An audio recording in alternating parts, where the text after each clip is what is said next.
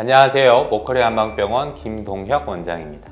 오늘은 무릎 연골연화증에 대해 말씀드릴 텐데, 연골연화증, 슬개골 연골연화증은 모두 같은 의미로 보시면 됩니다. 사람의 무릎 관절을 살펴보면 허벅지뼈, 종아리뼈 사이에도 연골이 있을 뿐 아니라 슬개골과 허벅지뼈가 만나는 곳에도 연골이 있습니다. 이러한 연골이 약해지고 말랑말랑해지고 표면이 거칠어지고 손상되기 시작하면서 연골연화증이 시작되는 건데요. 연골연화증은 대퇴슬개 증후군이라는 질환과 아주 밀접한 관련이 있으며, 일반적으로 연골연화증을 대퇴슬개 증후군이 조금 더 진행된 질환으로 보고 있습니다.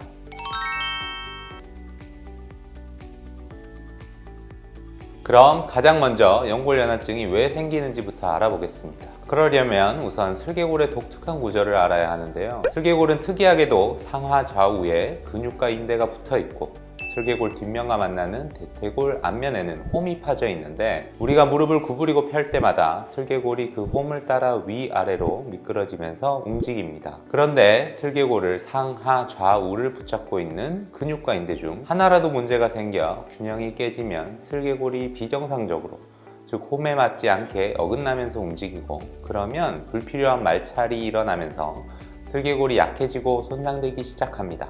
일반적으로 우리 다리는 다리의 안쪽 근육보다 바깥쪽 근육이 더 발달되어 있는데요. 그래서 허벅지 근육이 약화되고 뭉치고 단축되면 근육들의 균형이 깨지면서 슬개골 바깥쪽 근육과 인대가 지속적으로 슬개골을 바깥쪽으로 당기게 됩니다. 이에 따라 슬개골이 비정상적인 움직임을 보이게 되면서 연골이 손상되는 건데요. 또 O자 다리, X자 다리처럼 휜 다리 때문에 슬개골이 대퇴골의 홈에 맞지 않게 움직이면서 연골이 손상되기도 합니다.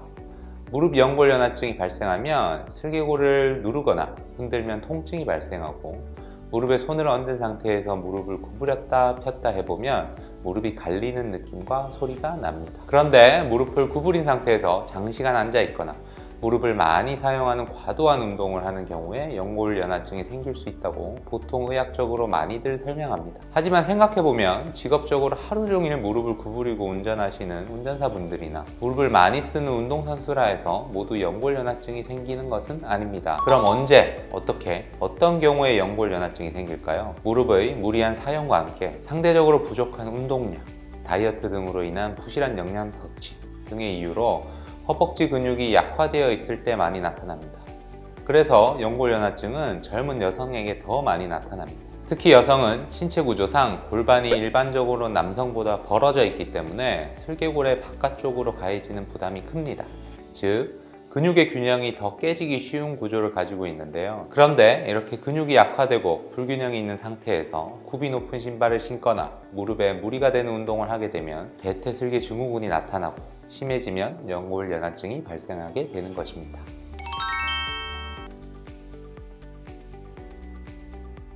따라서 연골연화증은 무릎 관절만 치료해서는 안 되겠죠.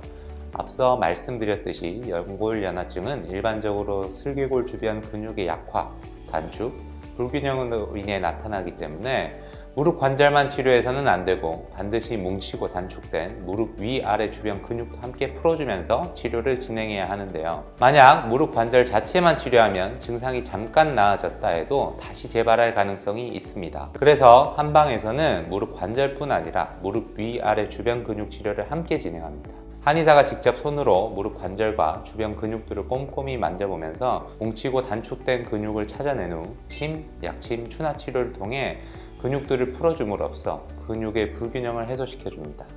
이와 더불어 슬개골 주변에 생긴 염증은 봉침을 통해 가라앉히는데요. 봉침은 봉침에 알레르기가 없는 대부분의 사람들에게는 만성화된 염증을 제거하는 데 아주 뛰어난 항염증 효과를 보여주는 좋은 치료입니다. 단 봉침에 알레르기가 있는 분들은 아쉽게도 맞을 수가 없는데요. 그래서 봉침 치료를 받고 싶다면 침을 맞기 전 반드시 봉침 알레르기 반응 검사를 해야 합니다. 그럼에도 불구하고 혹시 치료 중 알레르기 반응이 나타나면 저희 모커리 같은 한양방협진병원에서는 응급처치가 가능하니 걱정하지 않으셔도 됩니다. 연골연화증은 보통 앞 무릎 통증 증상으로 나타나는데요. 오래 앉아있거나 계단을 오르내릴 때 통증이 심해집니다. 하지만 무릎을 편 상태 혹은 일단 일어선 상태를 유지하면 통증이 가라앉기 때문에 사람들이 이를 방치하곤 하는데요. 이를 방치하면 퇴행성 관절염으로까지 진행될 수 있습니다. 보통 앞무릎 통증을 일으키는 연골연화증은 행성관절염의 시작 질환이 되는 경우가 많기 때문에 주의해야 합니다. 또 연골연화증을 너무 오래 방치하면 슬개골 연골의 손상이 더욱더 심해지기 때문에 수술적인 치료를 필요로 할 수 있는데요. 따라서 연골연화증 증상이 나타난다면 방치하지 말고 초기에 치료를 시작하시기 바랍니다. 참고로 근육과 인대의 문제로 시작된 연골연화증 초기에는 엑스레이나 MRI 등의 영상검사로 연골연화증 진단이 정확히 안 되는 경우가 많습니다. 이때 진통제만 드시기보다는 한방치료를 받아보시기 바랍니다.